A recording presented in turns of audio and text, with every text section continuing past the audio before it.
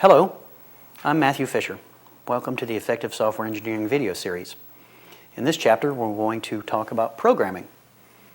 So programming is certainly a key aspect of software engineering, but just one of many. In our previous chapter, we talked about process, which contains dozens of pieces, and programming is a key one of those, but certainly not the only one in the overall process.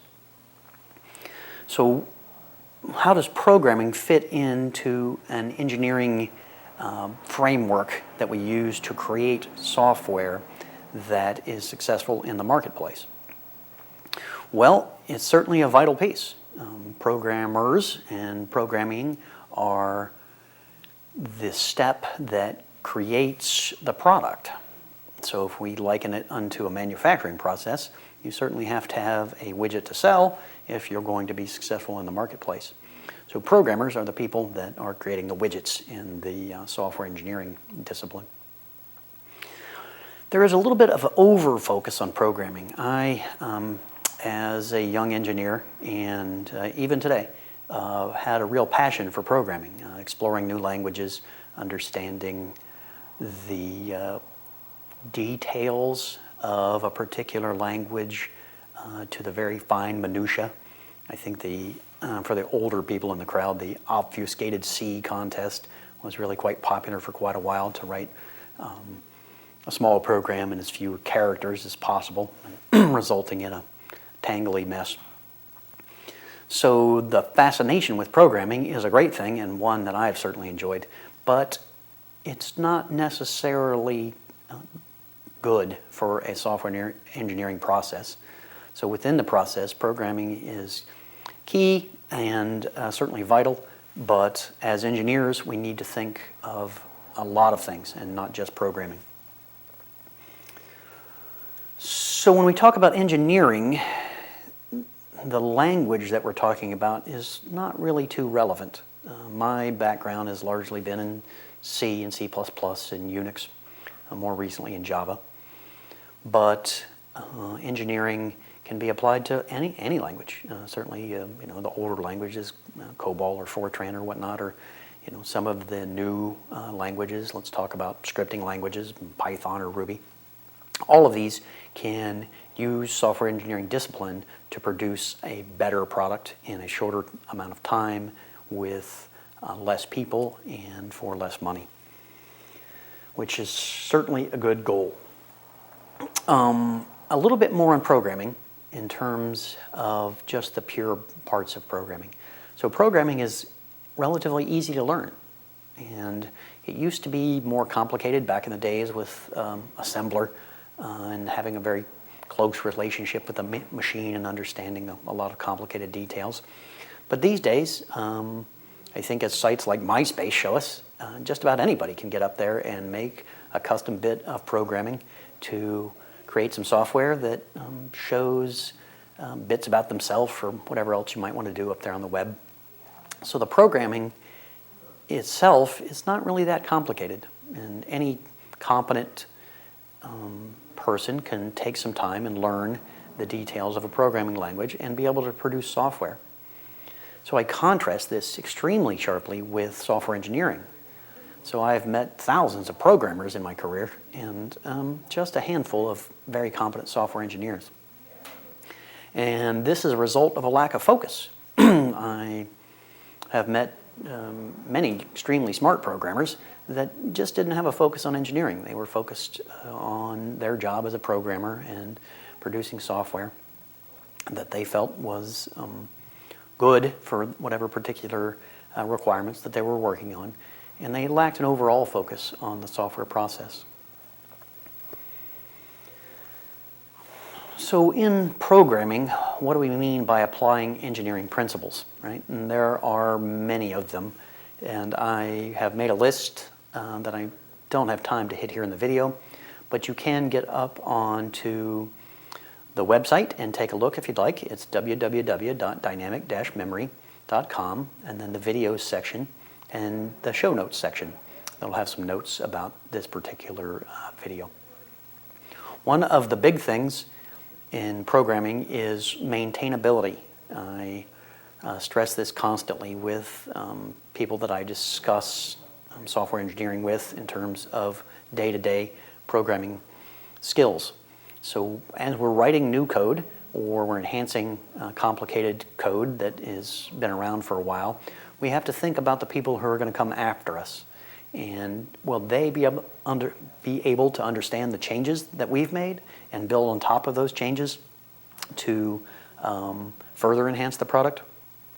There's a famous lecture out there called The Big Ball of Mud, which if you have never read it, I encourage you to go out there and find it. And it talks about software erosion, so that we start out with a relatively good piece of software and a series of programmers, sometimes over decades, but more often over just a few years, start enhancing it without fully understanding what it does and making compromises. And after a while, some poor maintenance programmer just can't get a grip on what's going on. And as a result, defects start piling up and the software becomes more and more expensive and slower to maintain and so forth. So one of the key aspects in programming that I always like to talk about with regard to software engineering is coupling and cohesion. So coupling and cohesion are a very good measure of the likely number of defects in a bit of software. So briefly, I encourage you to go look more yourself, but coupling is how much one piece of software is tangled with other pieces of software. So we like to have loosely coupled, right? So the whole object-oriented paradigm is about coupling and breaking away chunks of software from other pieces. And then cohesion is about how much a particular body of software is relevant to itself. So we haven't mixed a bunch of different functional requirements into a particular function or method. And if you have software that is loosely coupled and highly cohesive, the chances of it being maintainable are much greater. So that is the number one problem I see in software bases that I've worked in over these last 20 odd years, that the coupling is tight and the cohesion is poor, and as a result the software is difficult to maintain, very expensive, and can lead to failures in the marketplace. And that, of course, is our ultimate goal as software engineers in the industry. So another big engineering focus within the programming domain is sunny day versus rainy day, or error handling might be a better way to say it. So software that is running in the field is going to hit errors that are unexpected. Corrupt input, there's just a whole blizzard of different conditions that are very difficult to simulate in the test environment, particularly by a developer who wrote the software. Oftentimes a developer, that person sometimes being myself, will have an overly optimistic view of the robustness of the software they've written, and as a result, defects will be discovered later on. So focusing on the error handling and getting a robust strategy for error handling under all conditions is certainly a way to make your software more engineered. It's also expensive and takes more time, so there has to be a balance there. So that robustness bit, I think, also defines engineered software versus just programmed software. Having software that can continue to do its job under a variety of conditions is certainly a hallmark of engineering. And these days, with ever faster hardware and higher connectivity on the network side, real-time software is becoming much more a norm rather than an exception. And real-time can mean, anywhere from milliseconds to seconds responsiveness, or maybe even microseconds these days. So within the particular domain that you're working in, if you're starting to push towards real-time, and the software has to be much more robust. It has to have much more thinking behind it so that it'll work under all circumstances. The performance, the scalability, the physical dependencies that it might have, the external interfaces, timeout points, race conditions. We have to think about a whole variety of things in the programming domain that translate themselves into the runtime domain. So these, again, are language agnostic, but are certainly involved with programming. So I encourage you to think about software engineering principles as you're programming, and to begin your software engineering education probably right at that point.